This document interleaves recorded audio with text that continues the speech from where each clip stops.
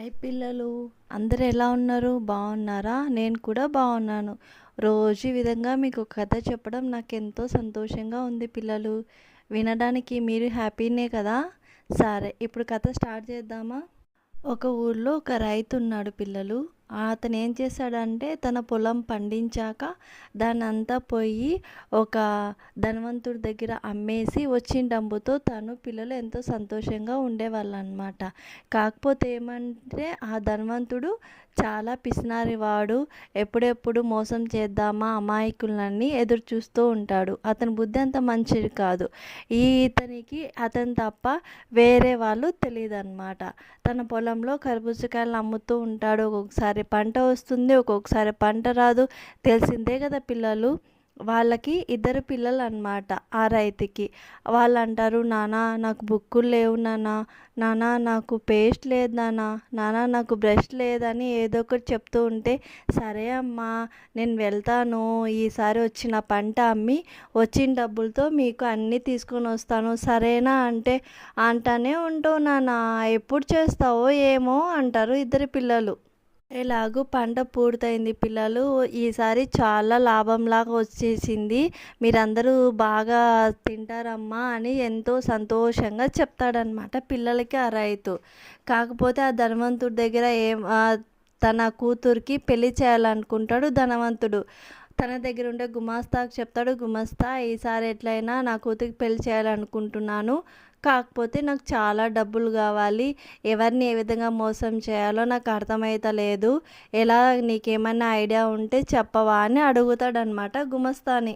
ఆ గుమస్తా ఆలోచించేలోపే ధన్వంతు చెప్తాడు, నా దగ్గర ఒక ఐడియా ఉంది, మనము వాళ్ళు ఎంత మంచి సరుకు తెచ్చినా కూడా బాగలేదని చెప్పేసి వచ్చిన డబ్బుల కంటే సగానికి సగం ఇద్దాం వాళ్ళకి, ఏమంటావు గుమస్తా అంటే, అయ్యో అలా కాదండి, అలా చేస్తే అందరికి తెలిసిపోతుంది కదా మీరు మోసం చేశారని, అందరూ మిమ్మల్ని తిడతారు కదా, అలా చేయకూడదండి పాపం అంటారు అందరూ. మనం ఎలా చేయాలంటే కట్ట విరగకూడదు, పాము చావకూడదు, అలా ఐడియా వేయండి అని అడుగుతాడనమాట. అలా చేస్తే ఎలా అని అడిగితే ధనవంతుడు, ఏమో నాకు తెలియదు, నువ్వే చెప్పచ్చు కదా ఒక ఐడియా అంటే, సరే నా దగ్గర ఒక మంచి ఐడియా ఉంది, మీరు పాటిస్తానంటే చెప్తాను అంటాడు. సరే చెప్పు అంటాడు. తను చెప్పిన ఐడియా తనకు చాలా బాగా నచ్చుతుంది ఫ్రెండ్స్. సరే అలాగే చేద్దామని ఇద్దరు డిసైడ్ అయి ఉంటారు. ఈలోప ఈ రైతు వస్తాడు. తన దగ్గర ఉన్న సరుకును అంతా చూపిస్తా, సరే నీ సరుకు అంతా ఇప్పటికి 35,000 వచ్చింది, నేను నీకు 50,000 ఇస్తున్నాను, సంతోషంగా వెళ్ళు అంటే ఇంకా సంతోషపడతారు. అరే నా పిల్లలకి పేస్ట్ బ్రష్ బుక్కులు అన్నీ తీసుకువెళ్ళొచ్చు, కడుపు నిండా తినచ్చు, ఎంతో హ్యాపీగా ఉండొచ్చు అని ఎంతో సంతోషంగా వెళ్తూ ఉంటాడు ఫ్రెండ్స్. బ్యాగ్లో డబ్బులు అన్నీ వేసుకొని వెళ్తూ ఉంటే మార్గ మధ్యలో ఏం జరిగింది, బైక్లో ఇద్దరు వచ్చి ఆ డబ్బు ఉన్న బ్యాగ్ని దొంగతనం చేసి వెళ్ళిపోతారు పిల్లలు. అతడు చాలా అంటే చాలా అరుస్తూ ఏడుస్తూ తిరిగి ఆ ధనవంతుని దగ్గరికి వచ్చి, అయ్యా ఇలా జరిగిపోయింది అయ్యా, నాకేం చేయాలో అర్థంగా, నా పిల్లలు పస్తులు ఉంటారయ్యా, దయించి ఏమైనా నాకు సహాయం చేయమంటే, నీకు ఇవాళ నేను ఎక్కువే ఇచ్చాను, నీకు తక్కువ అమౌంట్ వచ్చినాను కూడా నేను ఎక్కువే ఇచ్చాను, ఇంకా మళ్ళా నన్ను అడుగుతున్నావా, పో ఇంకా లేదు అంటాడు. ఈ రైతుకి ఇట్లా చావలేక అట్లా బతకలేక ఏం చేయాలో ఏడుస్తూ ఉంటాడు.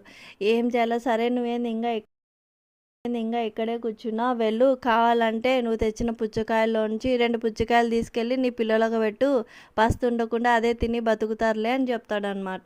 ఎదురైతే ఏం చేస్తాడు, అరే ఏదో ఒకటి ఇంకా అని ఆ 2 పుచ్చకాయలు తీసుకొని వెళ్తూ ఉంటే దారిలో ఒక సన్యాసి కనిపిస్తాడు. ఆ సన్యాసి కనిపించి, అయ్యో నీ దగ్గర 2 పుచ్చకాయలు ఉన్నాయి కదా, ఒక పుచ్చకాయ ఇయ్యి అంటే అతను ఏడుస్తూనే సరేలే అని ఒక పుచ్చకాయ ఇస్తాడనమాట. ఆ సన్యాసి చూసి, అరే ఏడుస్తున్నాడు సరేలే అని, సరే నువ్వు ఏడుస్తున్నావు, నీ బాధ ఏంటో నాకైతే తెలీదు, కానీ నెక్స్ట్ సంవత్సరం అంతా నువ్వు చాలా సంతోషంగా ఉంటావు, ఏం బాధపడకు, ధైర్యంగా వెళ్ళు ఇంటికి అని చెప్తాడు. సరే ఇంకా ఏం మాట్లాడాలో తెలియక సరేలే అని చెప్పేసి వెళ్ళిపోతాడు ఈ రైతు అనమాట. ఇంటికి వెళ్ళంగానే పిల్లలు ఎదురు చూస్తే, అమ్మ నన్ను క్షమించండి ఇట్లా జరిగిందంటే, లేదులే నాన్న ఏడవకు, ఏం చేద్దామంటారు.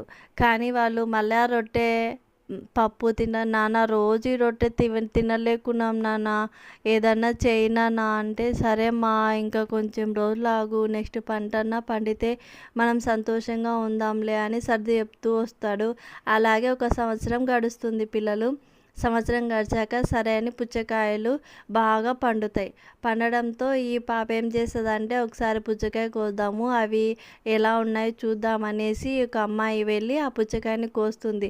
కోస్తే దాంట్లో అన్నీ గోల్డే ఉంటుంది పిల్లలు. అన్ని బంగారు నాణాలు, ఏ కాయ కోసినా బంగారు నాణాలు ఉంటే గట్టిగా వాళ్ళ అక్కని పిలుస్తుంది.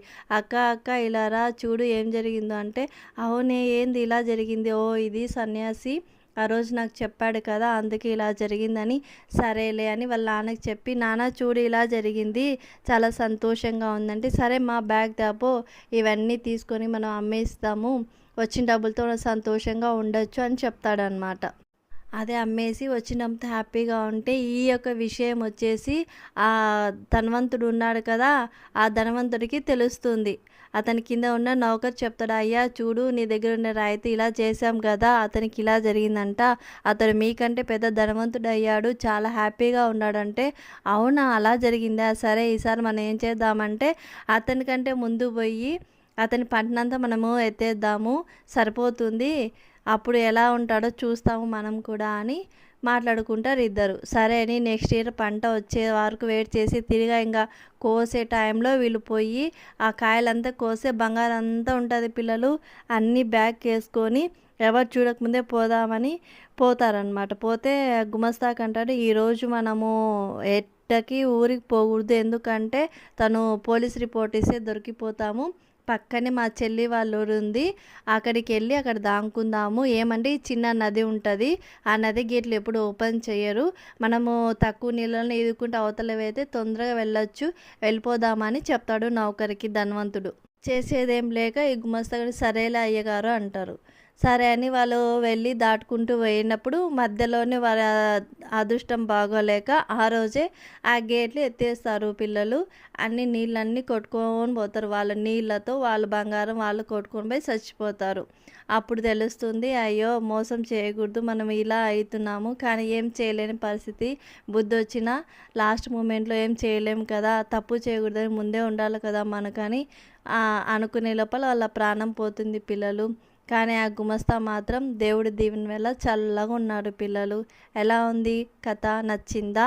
కామెంట్ లైక్ చేయండి పిల్లలు, ఓకేనా?